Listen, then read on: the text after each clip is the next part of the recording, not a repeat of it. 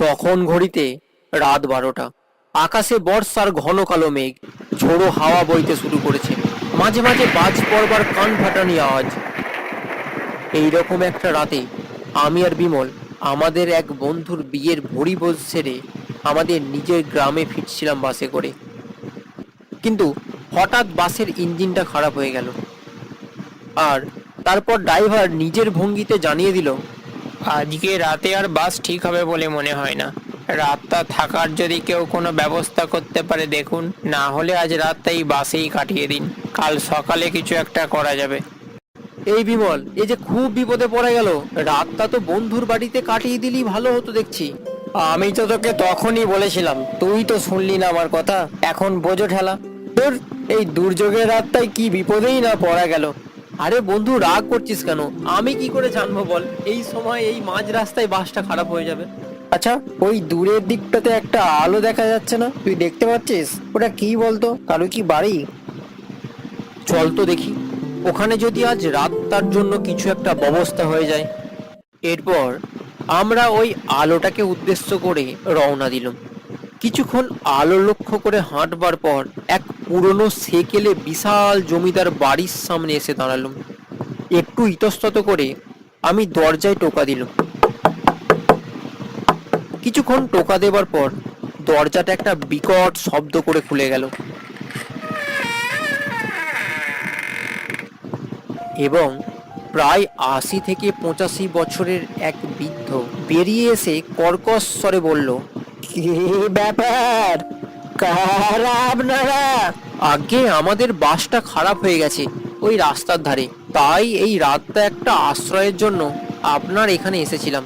আপনি যদি আজকে রাতটা দয়া করে আমাদের থাকতে দেন তাহলে বড় উপকার হয়। কথাটা শোনা মাত্রই লোকটার চোখটা যেন মুহূর্তের জন্য আগুনের মতন দপ করে উঠল, কিন্তু আমরা সেদিকে বিশেষ একটা লক্ষ্য দিলুম না।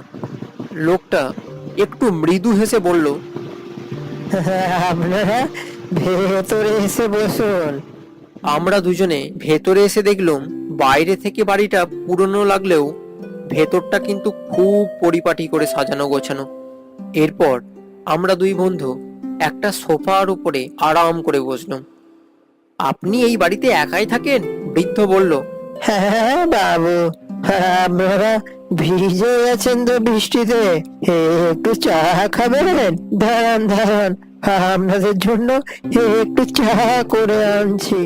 বৃদ্ধ তাড়াতাড়ি 2 কাপ গরম চা করে এনে আমাকে আর বিমলকে দিল। নিন চা নিন, এই বৃষ্টির রাতে একটু চাই খান। বিমল চায়ের কাপটাকে নিয়ে চুমুক দিতে যাবে এমন সময় হঠাৎ সে একটা আর্তনাদ করে কাপটি ফেলে দিল। আহ, রক্ত রক্ত! তোর কি মাথা খারাপ হয়ে গেল নাকি বিমল?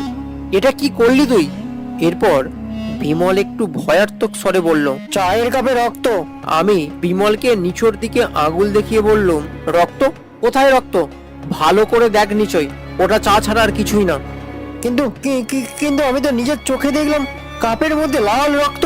ও কিছু না, আপনাদের মতন অনেকেরই এই ভুল হয়েছে। আসলে এই জমিদার বাড়ির ইতিহাসটাই যে এমন। ইতিহাস? কিসের ইতিহাস? বহুকাল আগের ঘটনা। তখন এই বাড়িতে থাকতো জমিদার নিকুঞ্জ পাল, তার সাথে থাকতো তার স্ত্রী ও এক ছেলে এবং এক বৃদ্ধ চাকর ভৈরব। এই রকমই এক দুর্যোগের রাতে দুজন অজ্ঞাত পরিচয় ব্যক্তি, তাদের গাড়ি খারাপ হয়ে যায়, এই বাড়িতে আশ্রয় নিতে আসেন।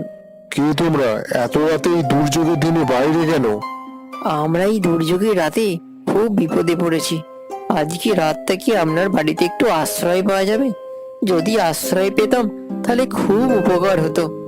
জমিদার বাবু ছিলেন উদার প্রকৃতির, দিলদরিয়া মানুষ।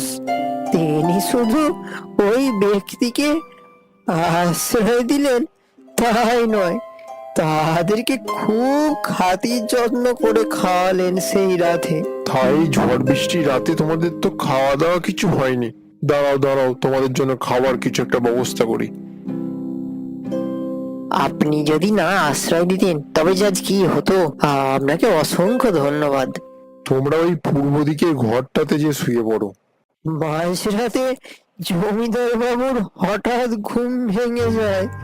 তিনি ঘুম থেকে উঠে চোখের সামনে যেই দৃশ্য দেখলেন, তাহাতে তার সিদ্ধারা বয়ে একটা ঠান্ডা স্রোত বয়ে গেল।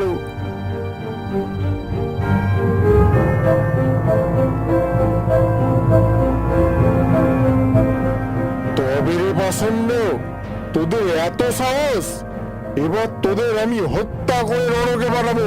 চুপ চুপ, একদম চুপ, কোনো কথা নয়। ওরে ভৈরব, কোথায় গেলি? এক্ষুনি আমার বন্দুকটা নিয়ে আয়।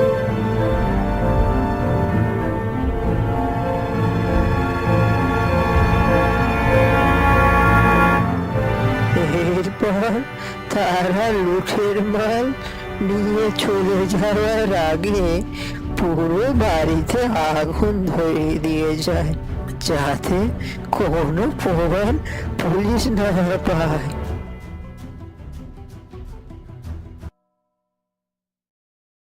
কিন্তু এই বাড়ি তো খুব সুন্দর, সবকিছু কেমন পরিপাটি করে গুছানো, কোথাও তো আগুনে পোড়া দাগ বা কোনো চিহ্ন দেখতে পাচ্ছি না।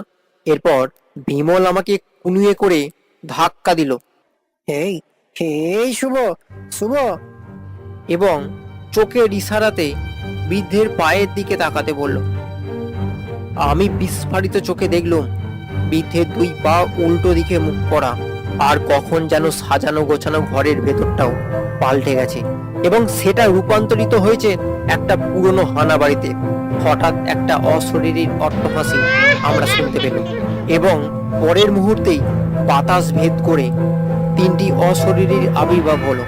বৃদ্ধ বলে উঠল, এনারা হলো জমিদার নিকুঞ্জ পাল আর তার স্ত্রী এবং ছেলে, আর আমি হলাম ওনাদের সেই চাকর ভৈরব। এবার আপনারাও আমাদের দলে যোগ দিন, দেখবেন কত মজা, কত আনন্দ। আসুন আসুন। এরপর ওই চারজন অশরীরী অট্টহাস্য করতে করতে আমাদের দিকে এগিয়ে আসতে লাগলো। বিমল তখন ভয়ে কাত হয়ে বসে আছে। আমি ওকে হাত ধরে টেনে তুলে ছুটতে শুরু করলাম। ছুটতে ছুটতে আমরা ওই রাস্তার ধারে এসে পড়লাম। অনেকক্ষণ ছোটার পর রাস্তার ধারে একটা গ্যারেজ দেখতে পেলাম। কি হলো, এত রাতে ছুটছেন কেন? গ্যারেজের মালিককে আমরা সব ঘটনা খুলে বললে গ্যারেজের মালিক বলল, আপনারা জোর বাঁচা বেঁচে গেছেন। ওটা ছিল হানা বাড়ি, ওখান থেকে কেউ আজ পর্যন্ত বেঁচে ফেরেনি। যাক, এত রাতে আর কোথাও যেতে হবে না। আপনারা এই গ্যারেজেই রাতটা কাটিয়ে দিন, কাল সকালে না হয় নিজেদের বাড়ি ফিরে যাবেন।